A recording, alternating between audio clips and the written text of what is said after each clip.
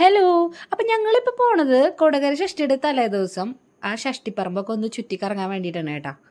ഞാനാണെങ്കിൽ ആദ്യമായിട്ടാണ് കേട്ടോ പോണത്.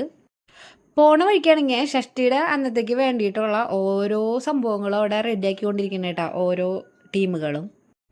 കാവടിക്കാരൊക്കെ എല്ലാം റെഡിയാക്കി വെച്ച് കിടന്ന് ഉറങ്ങണം കേട്ടോ.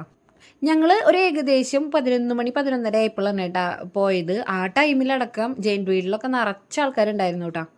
അമ്പലത്തിൻ്റെ ഉള്ളിലേക്കൊന്നും കയറിയില്ല കേട്ടോ. പുറത്തൊക്കെ ഒന്ന് ചുറ്റിക്കറങ്ങി വണ്ടിമേ തന്നെയായിരുന്നു തിരിച്ചു പോരാന്നാണ് കേട്ടോ ഞങ്ങൾ വിചാരിച്ചത്. അമ്പലത്തിൻ്റെ അടുത്തേക്കൊന്നും അടുക്കാനേ പറ്റണ്ടായിരുന്നില്ല കേട്ടോ, അത്ര തിരക്കായിരുന്നു.